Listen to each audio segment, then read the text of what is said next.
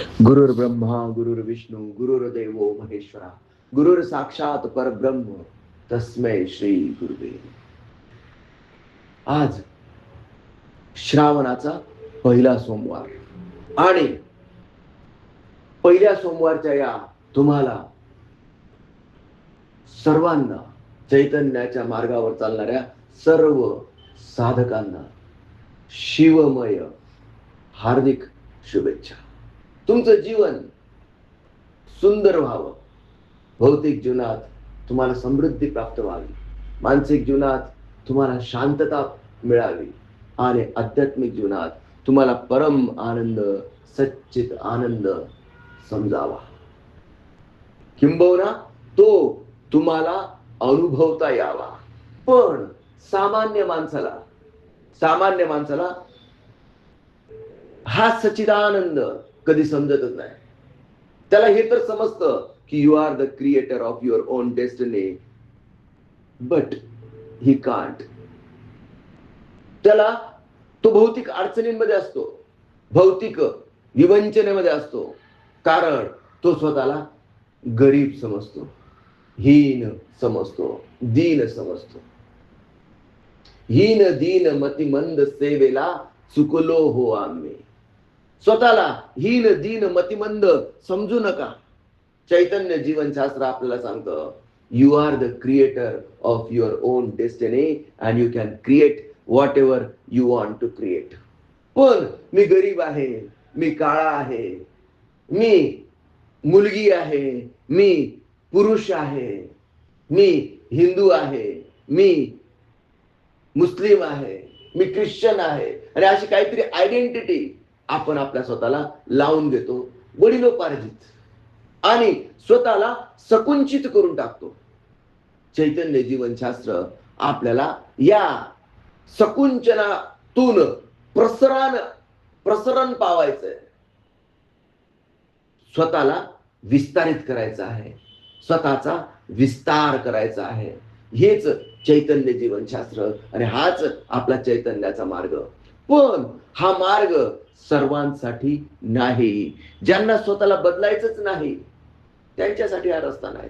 पण जे स्वतःमध्ये ट्रान्सफॉर्मेशन आणण्यास उत्सुक आहेत, हो, त्यांच्यासाठी नक्कीच हा चैतन्याचा मार्ग त्यांचं स्वागत करतो.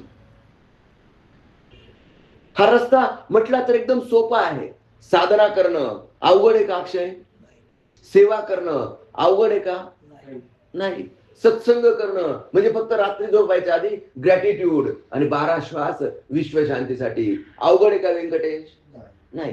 तिघ गोष्टी दिसायला एकदम सोप्या दिसतात, पण डगर है मुश्किल कठिन सफर है मगर मुसाफिर जगा नहीं. डगर है मुश्किल कठिन सफर है मगर मुसाफिर जगा नहीं. जो सोएगा बस वही खोएगा, जो सोएगा बस वही खोएगा, ये बात उसको पता नहीं है. कठिन सफर है मगर मुसाफिर जगा नहीं है. म्हणून हे मदत फाउंडेशनचं जागृती अभियान आहे. झोपलेल्या समाजाला जागृत करणं. कशाच्या प्रती जागृत व्हायचंय? स्वतःच्या शरीराच्या प्रती जागृत व्हा. तुम्हाला माहितच नाहीये की हे शरीर म्हणजे मी नाही, पण आपण हे शरीर म्हणजे मी आहे असं मानून जगतो. माझा दात पडला, माझा दात पडला. अरे तुझा नाही दात पडला, तुझ्या शरीराचा दात पडलाय. पण आपण किती इझिली म्हणतो माझा दात पडला. जेव्हा तुम्ही म्हणतात माझ्या डोळ्याला लागलं, माझ्या डोळ्याला लागलं, हा मी कोण आहे? हा मी कोण आहे हे समजून घेण्याचा प्रयत्न सामान्यपणे लोक करत नाहीत आणि म्हणून दुःख भोगतात. मैं देह नहीं नश्वर नासी, मैं अलख निरंजन अविनाशी. I am not this body, I am not this mind also, I am the soul. शिवोहम शिवोहम, I am Shiva. आणि हेच ब्रह्मज्ञान आहे. या ब्रह्मज्ञानाच्या प्रती जागृत करण्याचं अभियान डिवाइन पाथ ऑर्गनायझेशनचं आहे आणि त्याला मी म्हणतो चैतन्य जागृती अभियान. आणि व्यंकटेश मदत फाउंडेशनच्या माध्यमातून म्हणतो जागृती अभियान. अरे उठा, झोपलेल्या समाजाला जागृत करून पुरुषार्थाने तुम्हाला जे हवं ते तुम्ही प्राप्त करू शकतात. हे कोण शिकवतं? व्यंकटेश शिंगळे मदत फाउंडेशनच्या माध्यमातून. थोडा फरक आहे जागृती अभियान आणि चैतन्य जागृती अभियान. व्यंकटेशचं जागृती अभियान आहे, डिवाइन पाथ ऑर्गनायझेशनचं चैतन्य जागृती अभियान आहे. मी नेते तयार करतो, व्यंकटेश समाज तयार करतो. नीट विषय समजून घ्या. व्यंकटेश मध्ये आणि माझ्यामध्ये खूप फरक नाहीये. व्यंकटेशच्या कामात आणि माझ्या कामात खूप फरक नाहीये. व्यंकटेश आज जे समाजासाठी करतोय, मी तेच समाजातल्या झोपलेल्या आत्म्यांसाठी करतोय.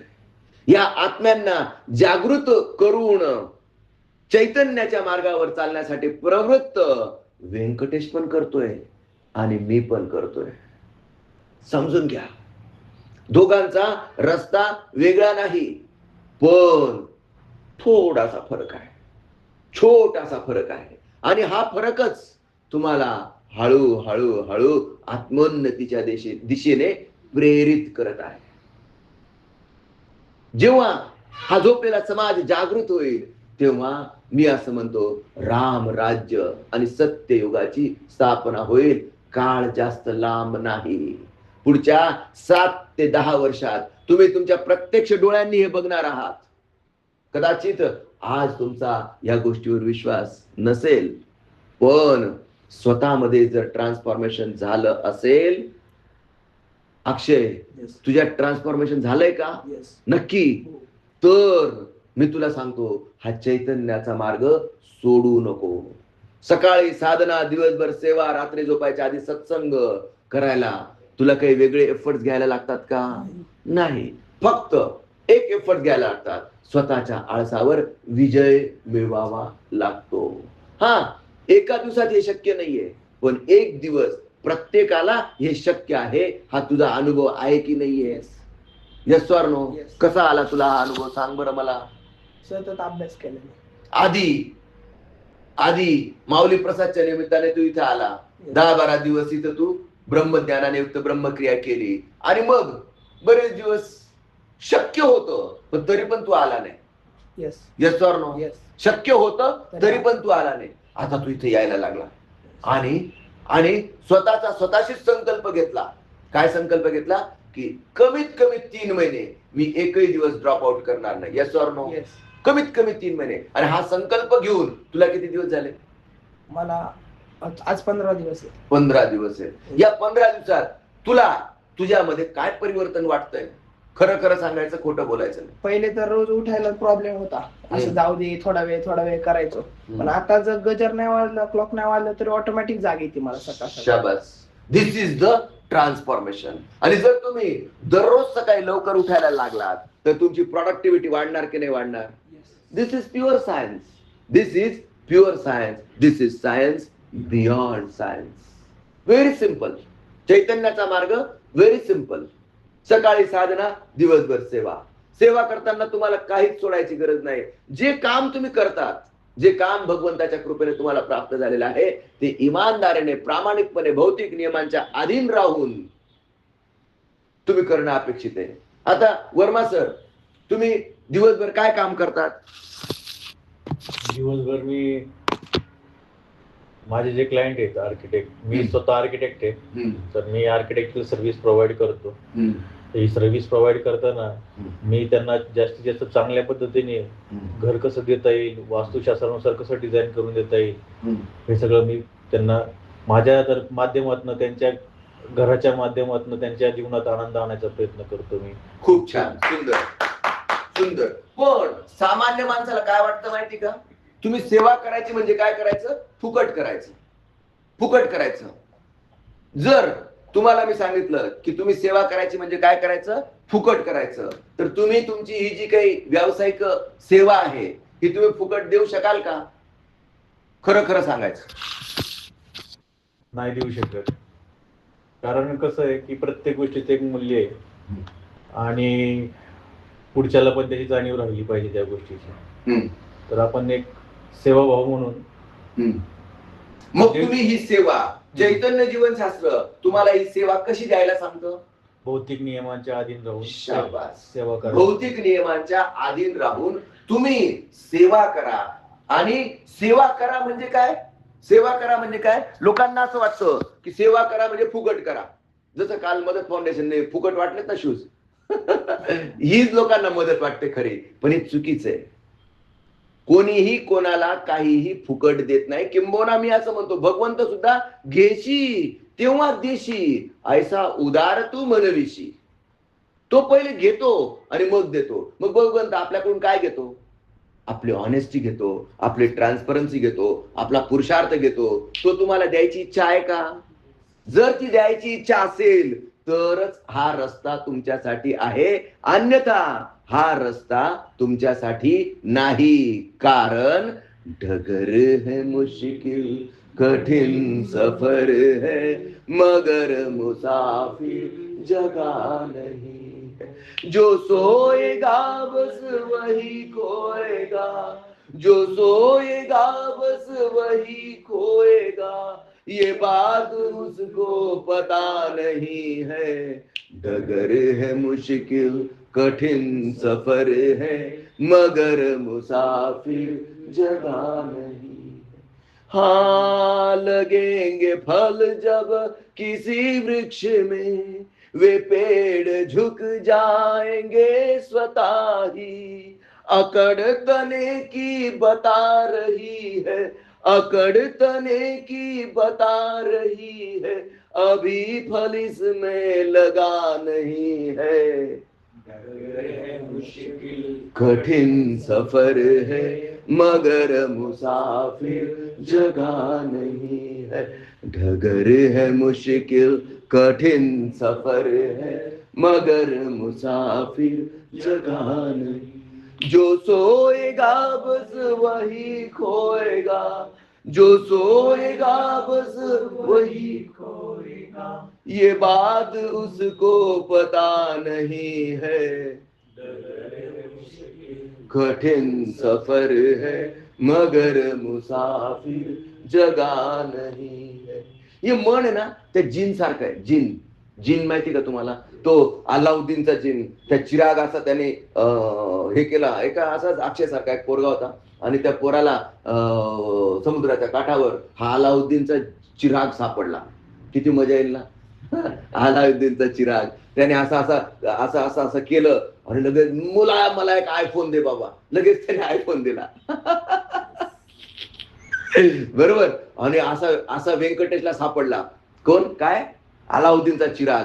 व्यंकटेशने असा केला आणि लगेच तो आमदार होऊन गेला. समोर फॉर्च्युनर. 4-5 लोक आजूबाजूला, मस्तपैकी 2-4 सेक्रेटरी, चांगल्या दिसणाऱ्या सेक्रेटरी. काय रे व्यंकटेश? नाही.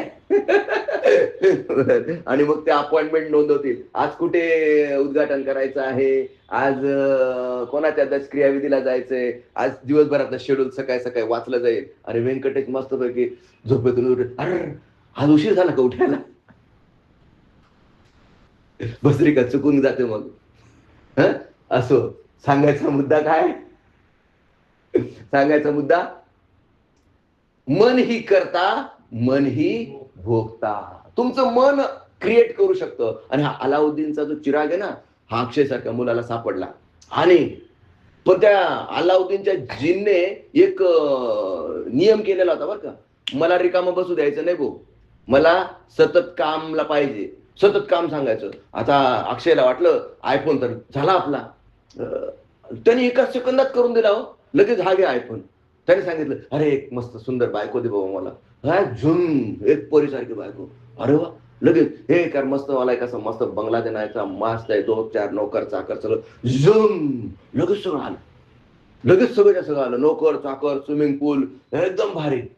हा मेडिटेशनला जागा बिगा एकदम हिरवळ जिकडे तिकडे, एकदम स्वप्नातला बंगला कुणाचा? अक्षयचा. एका सेकंदात.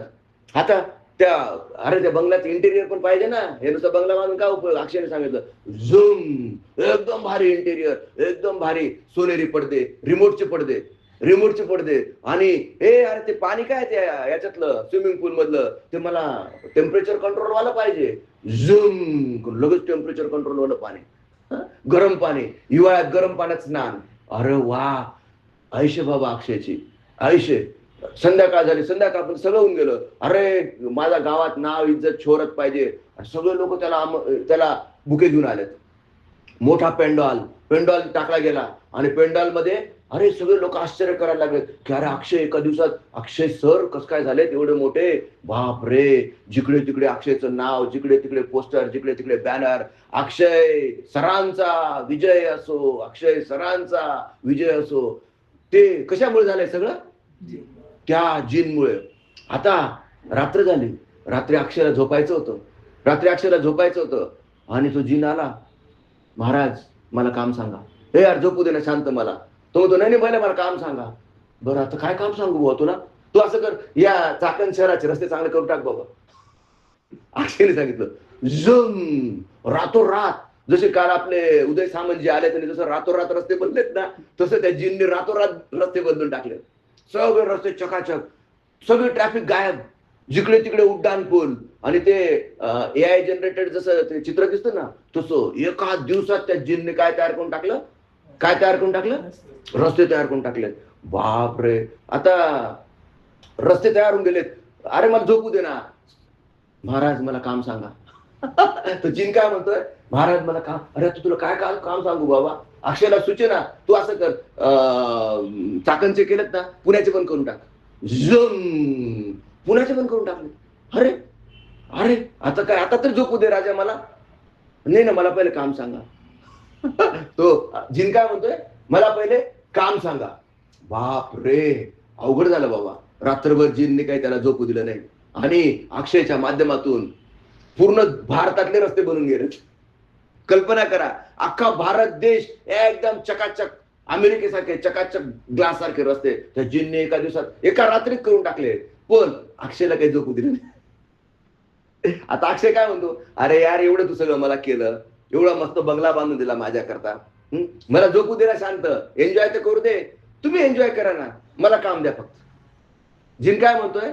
तुम्ही एन्जॉय करा, मला फक्त काय द्या? काम द्या. बरं, सकाळ होऊन गेली. सकाळपर्यंत एवढं सगळं अख्खा भारत देश अक्षयला डोक्यावर घेऊन नाचायला लागला. कल्पना कर. अरे बापरे, जिकडे तिकडे अक्षय, नुसतं चाकणमध्ये नाही, नुसतं पुण्यात नाही, अख्ख्या भारतात अक्षय. का? कारण अक्षयने पूर्ण भारताचा चेहरा मोहरा बदलून टाकला. आता अक्षयला वाटलं जगाचा चेहरा मोहरा बदलून टाकावा. बरोबर की नाही? जीनला सांगितलं जग एकदम सत्ययुग आलं पाहिजे जगात. एकदम जगात कुठे दुःख नको, दारिद्र्य नको, निराशा नको, सगळं एकदम चकाचक करून टाक. सगळं जग तसं होऊन गेलं. अरे बापरे, सगळं चांगलं होऊन गेलं. जिकडे तिकडे रामराज्य, कुठेही दुःख नाही, कुठेही निराशा नाही, कुठेही खून नाहीत, कुठेही बलात्कार नाहीत, कुठेही चोरी नाही. अरे बापरे, जिकडे तिकडे अक्षयचा जय जयकार. आता जीन परत आला रात्री झोपायच्या वेळेस. अक्षय सर काम सांगा. आता अक्षयला म्हणजे काल तुम्हाला झोपू दिलं नाही, आज मी मला झोपू देणार नाही. असं काय जगाचं कल्याण करून टाकलं. आता राहिलंय काय शिल्लक? अक्षय मोठा. आणि तो जिन म्हणे, जर तू मला सांगितलं नाही काम, मी जरी कामा बसलो तर बघ बरं तुझ्या नरडीवरच बसेल मी. आता अक्षय घाबरला. आता काय काम सांगावं बाबा? आता काम काय सांगावं? अक्षयला काही सुचेना. आणि ज्यावेळेस काही सुचत नाही त्यावेळेस मग तो काय करतो? अक्षय, देवा या जीन पासून मला वाचव. या जीनला मी काम सांगितलं नाही, त्याने काहीतरी काम सांगितलं, ते काम तो करत होता. एका सेकंदात ते काम होऊन जायचं. मग आता याला काम सांगायचं काय? आणि अक्षयला मोठा प्रश्न पडला. म्हणजे काय? त्या जीनने धमकीच दिली होती, जर का मी रिकामा राहिलो का तुझ्या नरडीवरच बसणार. तुझ्या मानगुटीवरच बसणार. तुझ्या मानगुटीवर बसणार म्हणजे आता अक्षयला सगळ्या जगाचं कल्याण करून सगळ्या जगात सत्य युग येऊन लागलं, पण अक्षय मात्र खूप घाबरला. मग अशा वेळेस कोण आठवतो? भगवंत आठवतो. देवा वाचव मला या जिन पासून, देवा वाचव मला या जिन पासून. आणि जिन समोर येऊन उभा राहिला. मग अशा वेळेस अक्षयला कोण आठवलं? त्याचे सद्गुरू. अक्षय धावत धावत धावत गेला, धावायची गरज नव्हती त्याला. त्याने जिनला सांगितलं असतं की मला माझ्या सद्गुरूंकडे घेऊन चाल, पण अक्षयला तेव्हा सुचलंच नाही. अक्षय पुढे जिन मागे, अक्षय पुढे जिन मागे. अक्षयने जिनला सांगितलं असतं की मला माझ्या सद्गुरूंकडे घेऊन चाल, जिनने लगेच घेऊन गेला असता, पण अक्षयला सुचलंच नाही. पटकन पळत गेला आणि सद्गुरूंच्या पायाशी लागला. सद्गुरूंच्या चरणांवर डोकं ठेवलं, गुरुदेव मला वाचवा, गुरुदेव मला वाचवा. अरे काय झालं अक्षय? हा जिन माझ्या पाठीमागे लागलाय. अरे तुझ्या पाठीमागे कुठे लागलाय? त्यानेच ते वेळ सगळ्या जगाचं कल्याण केलंय. जिकडे तिकडे रस्ते बांधले, जिकडे तिकडे ट्रॅफिकची समस्या सोडवली, कुठे खून नाही, कुठे दरोडा नाही, कुठे बलात्कार नाही, कुठे युद्ध नाही, जिकडे तिकडे शांतता, हे त्यानेच तर केलंय. अरे सगळं त्याने केलंय. महाराज बरोबर, पण तुम्हाला झोपू देत नाही. 2 दिवस झाले झोपलं नाही मी. मला झोपूच देत नाही तो. मला विश्रांतीच घेत नाही. मला सारखं सांगतो, काम सांग, मला काम सांग, मला काम सांग. मग सोपं आहे की रे? गुरुदेव काय करू? सगळं काम करून झालेत, आता काय करू? अरे काय नाही म्हणे, सोपं आहे. त्याच्या कानात सांगितलं गुरुदेवाने. काय सांगितलं? त्या जिनला सांग म्हणे, एक उंच खांब इथं उंच खांब रोवायचा. ओके. आणि काय करायचं? उंच खांब रोवला. त्याने ऑर्डर दिली, उंच खांब रोव म्हणे इथं. 1 किलोमीटर उंच असलेला जमकन 1 किलोमीटरचा तो खांब. आता एक काम कर म्हणे, या खांबावर चढायचं आणि उतरायचं, चढायचं आणि उतरायचं, चढायचं आणि उतरायचं. आणि जोपर्यंत मी सांगत नाही तोपर्यंत उठायचं नाही. फक्त चढायचं उतरायचं, चढायचं उतरायचं. बस. तो जिम लागला ना कामाला. तो चढायचा उतरायचा, चढायचा उतरायचा. आणि आता गुरुदेवांनी मस्त त्याला सांगितलं, आता झोप म्हणे निवांत. अक्षय मस्त शांत झोपला. सकाळी उठला. तो जिन सकाळपासून रात्रभर वर चढ थकून गेला का पार. तो अक्षयच्या पायाशी लागला, गुरुदेव महाराज मला वाचवा, हे बस कर आता, हे बस कर. जॉब मी जोपर्यंत सांगत नाही तोपर्यंत वर चढायचं खाली उतरायचं, वर चढायचं खाली उतरायचं. आणि ते चालू राहिलं.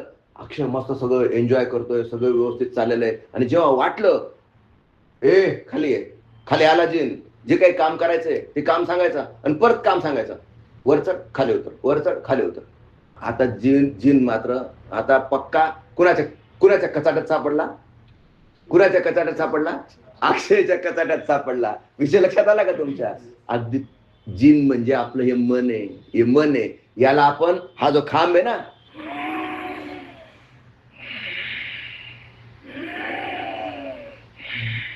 मन आपल्याला नाचवतं, मन आपला बॉस बनून जातं. पण मनाला जर आपल्याला दास करायचा असेल तर या खांबाला त्याला चढ उतार. विषय समजला का तुम्हाला का नाही? नक्की. मन से बडा बहुरूपी न कोई, पल पल रचता स्वांग निराले, माया ममता में उलझा रहे वो, पर जाए जो मन के पाले. मन के बहकावे में न आ, मन राह भुलाए भ्रम में डाले. तू इस मन का दास न बन, इस मन को अपना दास बना ले.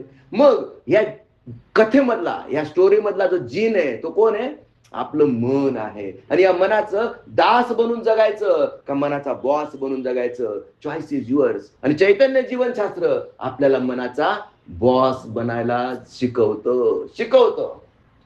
जर तुम्ही या मनाचे बॉस बनलात तर you are the creator of your own destiny and you can create whatever you want to create. तुम्हाला जे तयार करायचंय ते मन तुमच्यासाठी तयार करून देईल, प्रोव्हाइडेड त्याचा उपयोग तुम्ही कसा केला पाहिजे? या जिन सारखा केला पाहिजे. जर ह्या स्टोरी मधला मतितार्थ तुम्हाला कळला असेल तर चैतन्य जीवनशास्त्र तुम्हाला समजलं. आणि जर कळलं नसेल तर रस्ता मोकळा आहे. श्री गुरुदेव दत्त.